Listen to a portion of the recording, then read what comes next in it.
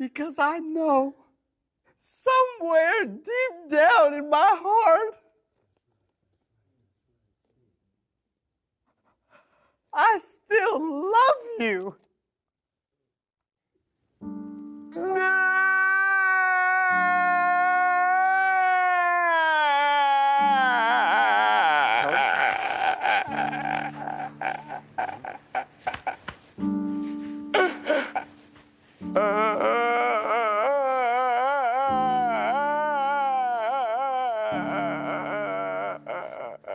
Is the Giants, and I feel that this is the game that the Redskins, the offense is going to wake up, and Jordan Reed has a massive game.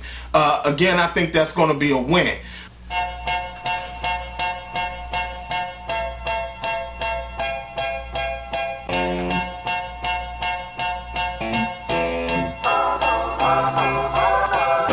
I stand here waiting for you all the time. Hope you recognize before I fall apart. The one question staying on my mind is why you keep playing with my heart. And I've been waiting for a long, long time. Sometimes I wonder what made me start. The one question staying on my mind is why you keep playing with my heart. You always play with me, but no one even notices. Better get the fuck from me or send the fam condolences. I'm just saying what it is, I'm tired of it all. What's going on? This is your man John Fortune, your host of the Frustrated Fan Sports Show. And today, the Redskins go down to the New York Giants 24-3. And this has just been a disaster. But prior to me doing these these shows, I did a season prediction show, which I predicted that the Redskins would do far better than they have done so far, and I realized that we're not going to be as good as I thought we were. Starting out, because I'm going to go into the game, tell y'all the details of the game for some of y'all who listen to the show and haven't been able to see the game, or you don't get the games in your area. I'm just going to go down and listen to the show. Starting out, we were told Terry McLaurin is not playing. He was ruled out of the game. They said he had a hamstring issue. Crazy thing about that, our best player is out. So that was like a detriment to us as a team. So first quarter, we have a 3-play drive. The third play of the drive, we had third down and 5. Case Keenum's pass is tipped, interception picked off. Giants go on offense. They have an 8-play drive, 46 yards, a touchdown to Wayne Gallum Jr., who's the backup for Saquon Barkley. The Giants didn't even have their best player in this game. Wayne Gallum Jr. set up there and scored the touchdown. Cole Holcomb missed the assignment and blew the fact that the guy was wide open. Redskins go back on offense, and we have what to me seemed like the longest 3-and-out drive I've ever seen. 9 plays, we end up going 3-and-out. Case Keenum gets sacked on that drive, and also on that drive we have 2 holding penalties. We get 2 penalties. One is a holding and the other one is a false start. The Giants go back on offense. They're driving. We sack Daniel Jones, but then the sack is negated because we had a penalty, which was, I think, a holding penalty. Second quarter comes out. The Giants are still driving. They have a 12-play, 87-yard drive. Wayne Gallum again scores another touchdown. On this particular drive, the Redskins had 4 penalties on this one drive, which kept the Giants' drive alive during the whole sequence. So they had 4 major penalties. Redskins, so Wayne Gallum scores a touchdown, scores now 14-0. Again, Redskins is looking bad. The defense isn't looking that good because they're getting penalized a lot. The offense is also getting penalized a lot, and we're also dealing with a referee group that's considered the most penalized, the group that throws the most flags in the game. Redskins go back on offense. They go 3-and-out. First play was called back because what? A penalty. The Giants go back on offense. They go 2 plays, and the Redskins pick off Daniel Jones. Quentin Dunbar gets the pick, runs it back a little bit. The Redskins are back in action, thinking that the Redskins are going to do well. Redskins come back out, 3 and out. Keenum overthrows Trey Quinn for a easy touchdown. He did it twice this game that he overthrew Trey Quinn, who was wide open for a touchdown, just completely overthrew him. Giants go back on offense, 2 plays. Redskins defense gets another pick. Quentin Dunbar picks the ball off again. So at this point, the defense, even though they're getting penalized, they're doing what they can to try to keep us in the game. So then all of a sudden, Redskins come back on offense. Shocker to everyone, Haskins is in. Haskins has a 10-play drive that goes 39 yards and ends in a field goal.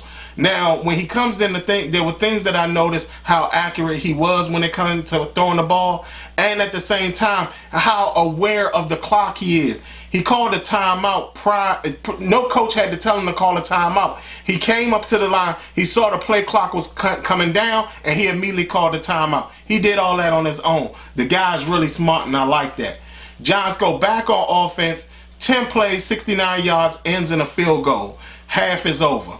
Now, there were 9 penalties in that first half. 9. And that's just by the Redskins. Again, penalties were being called all over the place, but the Redskins had 9 in that first half. Third quarter comes out. Giants got the ball first. Redskins defense holds. So at that point, the game is only 17-3. Redskins come back on offense and go 3 and out. Now, they go 3 and out because they get another penalty, which was a hands to the face penalty. But this is where I started to question Jay Gruden's play calling, because he started to call plays that was just kind of weird. Giants go back on offense, 11 plays, 68 yards. The Redskins forced a fumble and recovered the ball. So again, like I said, the defense didn't look good, but they also didn't look bad because they were giving the offense an opportunity to actually do something. So, I mean, I can't be too mad at the defense, but, I mean, they had a staggering stat, which I'll tell you later. The Redskins go back on offense, 2 plays, just 2 plays. Haskins throws a pick to Jabril Peppers. He runs it in for a pick 6. Second game in a row that they've given up a pick 6. Now, with this particular play, this is where I talk about Jay Gruden's play calling. I felt it was the wrong play to call, because prior to that, the first play, Dwayne Haskins threw the ball for a first down. They came back and he threw it again instead of them letting Adrian Peterson run the ball first, because if he threw it for a big play, give him an opportunity to like really get comfortable with what's going on. So, of course, and I also blame Jeremy Sprinkle for this too, because he didn't get any separation between him and Jabril Peppers. So that was just bad. Third quarter in with the Redskins driving. Redskins back on offense and driving. Redskins, fourth quarter starts. Redskins 5 plays, 5 yards, delay a game penalty. And again, it was just they didn't get anything done. Jay Gruden called a silly, like he was calling these crazy pass plays that didn't make any sense. But 5 plays, 5 yards, 3 and out. We go out on that. We go out. Giants come back. They're 3 and out. Again, the defense is holding. Now, I understand that everybody's not going to agree that the defense played well, which they didn't. But they played well enough that they weren't the only reason that the game was lost. Because, again, you're talking about, in actuality, they only gave up.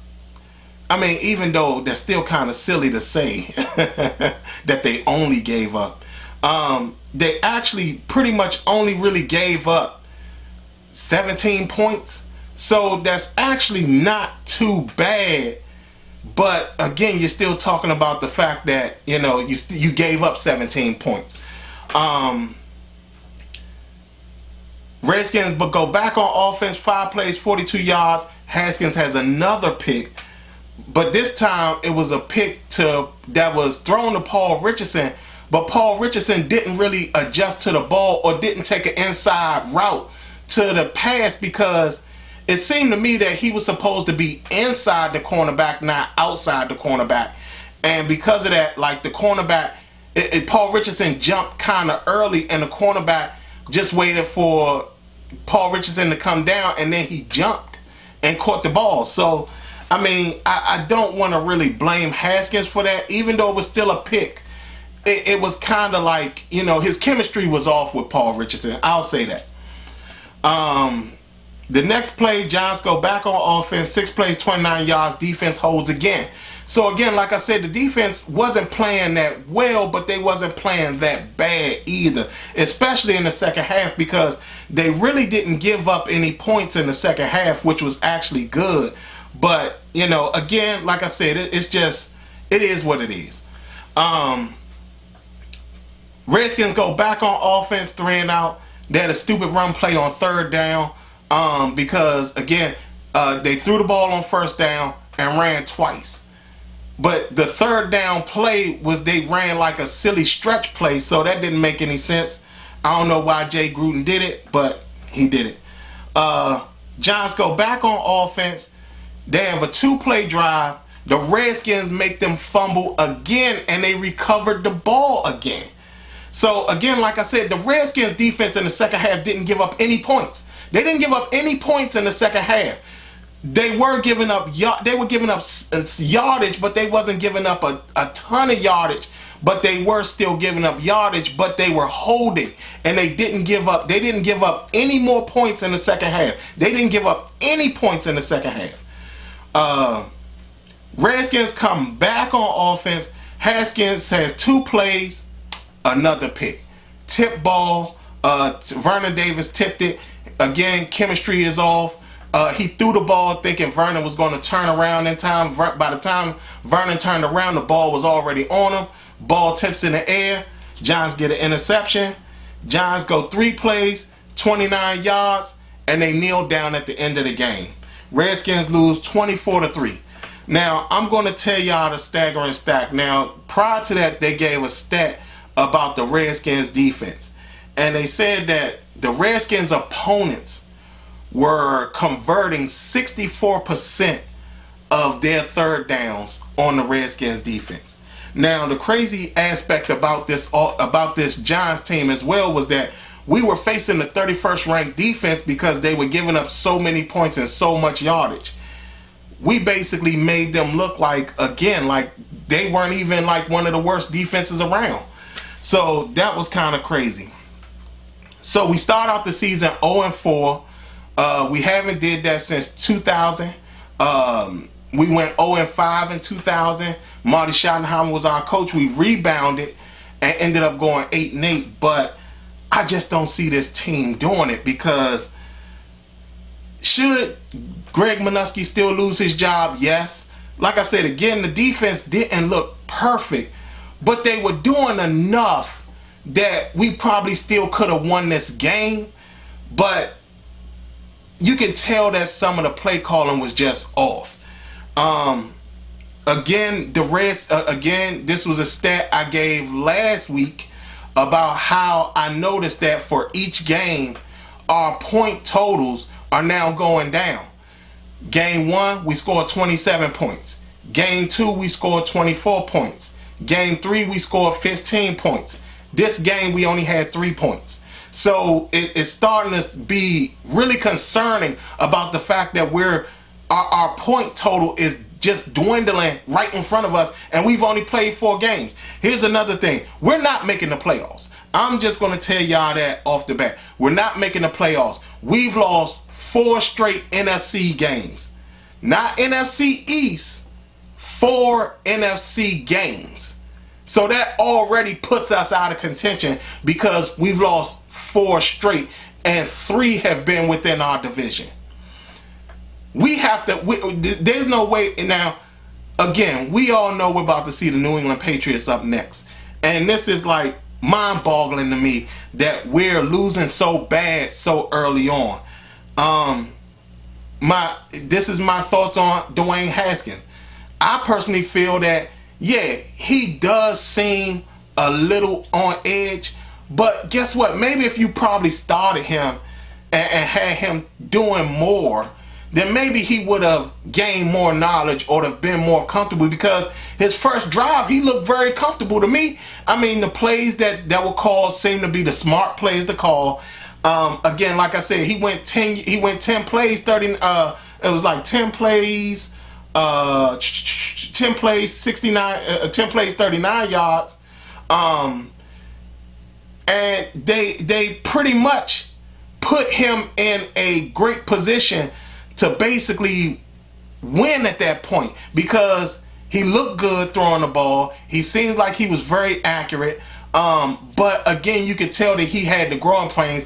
Yes, I know a lot of y'all want to say that.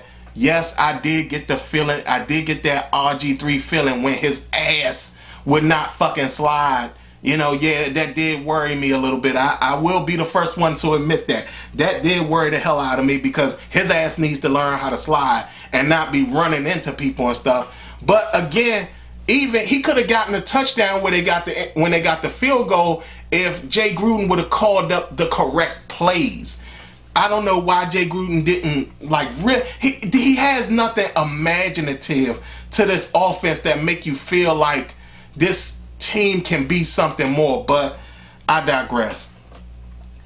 Jay Gruden's play calling to me he's got to be one of the worst play callers in the entire league.